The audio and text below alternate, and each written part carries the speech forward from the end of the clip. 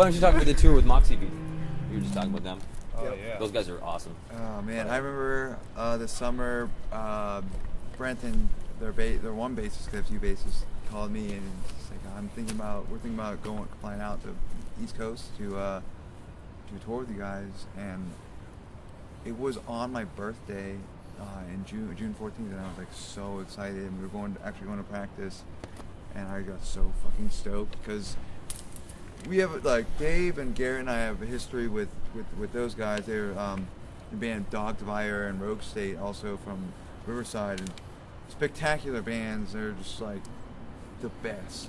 Like I don't know what genre, but it's just rock and roll, and it's heavy and it's intense, and it's very influential, at least for me too. But I think as people as well, they're just really down to earth. Really high caliber people. Really high caliber people.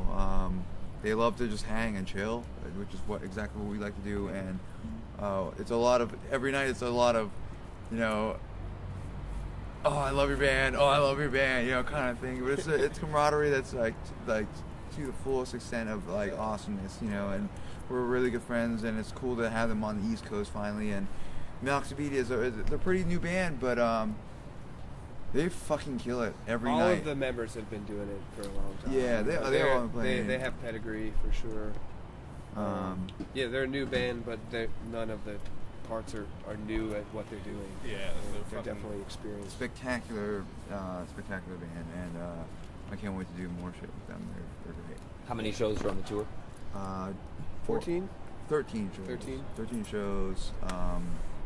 Actually 12 though, because our Baltimore show fell through. But and Thanksgiving was just hanging out, making a bunch of awesome food in Big Mama's warehouse with Chris from 1994.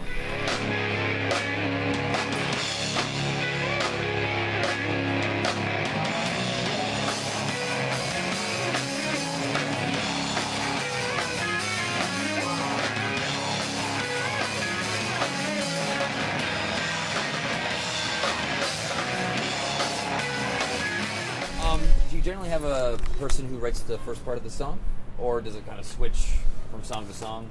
I'd say switches from song to song is probably the best way to describe it. I think Garrett comes up with most of the riffs. The initial ones. Yeah, he's a riff master. Sometimes the initial ones end up being the middle of the song. Sometimes we'll start a song with something and then we'll add something later and be like, well, maybe we should put that at the beginning. So the initial riff maybe isn't the beginning. That was actually my next question was, okay, so do you generally try to write from start to beginning, or does it kind of just jam every time? It's like somebody comes with a riff and then we jam on it, and then somebody will be like, oh, well, I have this other riff that I think might work with it, or sometimes we just keep jamming and somebody will start playing something else, and just moves along. We don't really think about it that much, man. We just kind of do it. We just we're work it out. It's not formula. It just kind of flows. Yeah.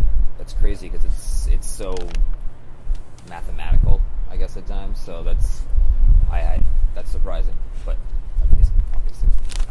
It's very chill. Like I feel like when we jam, we're all pretty stoked because of the amount of time that we don't get to jam together.